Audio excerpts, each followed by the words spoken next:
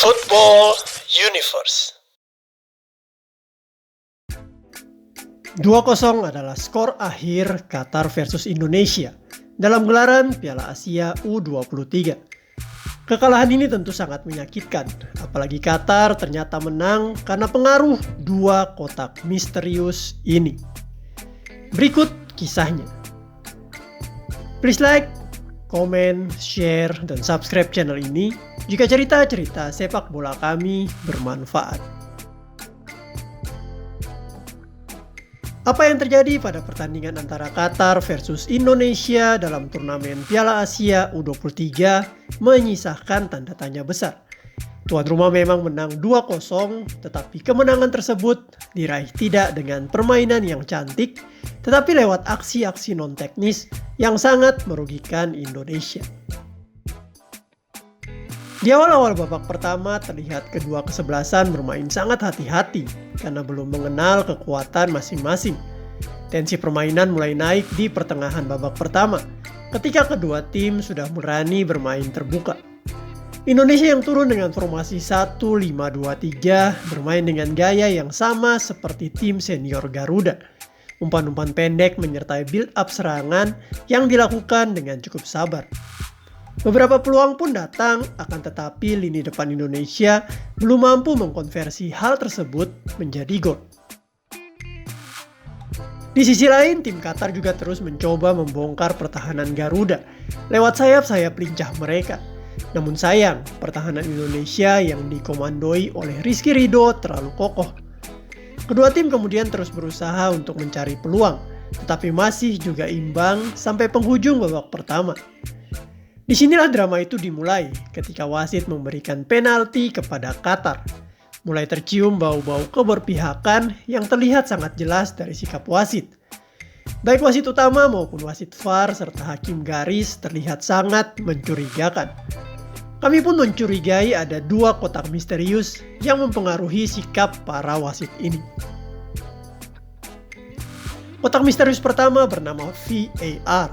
Ini adalah sistem pengecekan wasit lewat monitor yang diawasi oleh 3 wasit di luar lapangan. Kotak ini sangat misterius dalam pertandingan ini. Mengapa bisa demikian? Kalau kita jeli melihat bahwa kotak misterius VAR ini hanya beroperasi ketika pemain Indonesia melakukan pelanggaran. Ketika pemain-pemain Qatar melakukan pelanggaran, kotak VAR ini seakan-akan tak berfungsi atau sengaja tidak mengecek lagi. Dalam kasus Rizky Ridho sebenarnya wasit telah memberikan keputusan bahwa yang melakukan pelanggaran adalah pemain Qatar yang mengarahkan badannya ke Ridho. Tetapi tiba-tiba ada suara misterius dari 3 orang wasit Thailand yang mengawasi VAR yang seakan-akan mengatakan, "Coba deh, kau periksa lagi bro." Lalu cuplikan pelanggaran Ridho pun diputar berulang-ulang sampai mungkin sekitar 5 kali.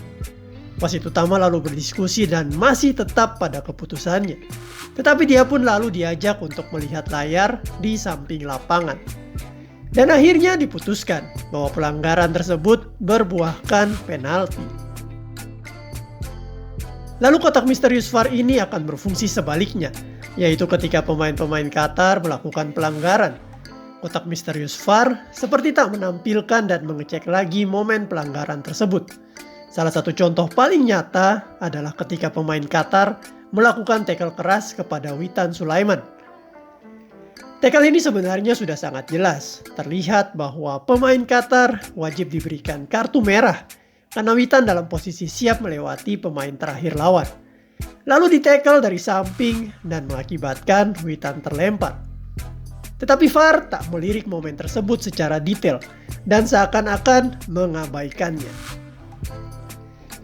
Momen selanjutnya yang juga cukup merugikan Garuda adalah keterlibatan kotak VAR saat momen kartu merah Ramadan Sananta. VAR kembali menampilkan secara detail dan diulang-ulang momen pelanggaran Sananta ini, dan jelas kembali merugikan Indonesia. Di pertandingan ini peran kotak misterius VAR memang sangat merugikan. Apakah karena operatornya adalah 3 orang Thailand yang jelas-jelas tak ingin Indonesia menjadi raja Asia Tenggara? Kita tak pernah tahu dan tak mau juga menuduh. Kotak misterius kedua bernama kotak Amwal Al-Rashwa. Kotak ini keberadaannya sebenarnya sudah sejak Piala Dunia Qatar 2022 lalu. Kotak ini juga ada ketika Piala Asia 2023 lalu. Dan kini ada juga di Piala Asia U23. Dalam bahasa Indonesia, Amwal Al-Rashwa berarti nyogok uang. Pada Piala Dunia Qatar 2022, bukan rahasia umum lagi bahwa pemerintah Qatar sengaja menyuap perangkat pertandingan dan FIFA agar bintang favorit rakyat Qatar, yaitu Lionel Messi, menjadi juara dunia.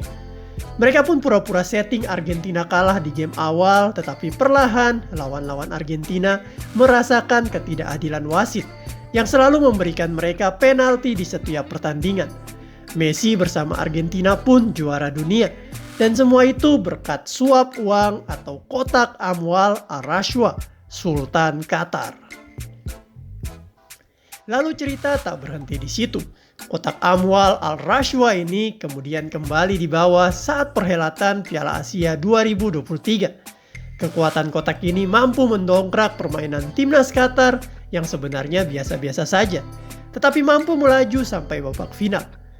Di babak puncak ini, fans Jordania pasti tahulah bahwa Qatar menang dengan tidak jujur. 3 penalti diberikan untuk menghasilkan 3 gol di babak puncak. Dan ini adalah cara menang yang sangat tidak satria. Tetapi yang diinginkan Sultan Qatar adalah trofi, dan segala cara pun dihalalkan. Kotak Amwal Al-Rashwa ini lalu kembali dibuka saat laga Qatar versus Indonesia di Piala Asia U23.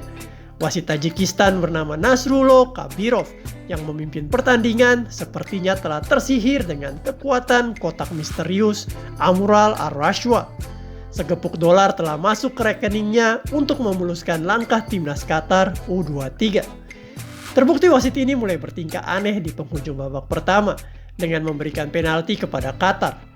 Lalu di babak kedua ketika pertandingan baru berjalan belum genap 5 menit, kekuatan kotak Amwal Al-Rashwa kembali menyihir sang wasit. Kartu merah dikeluarkannya untuk Ivar Jenner karena menghindar dari kaki pemain Qatar.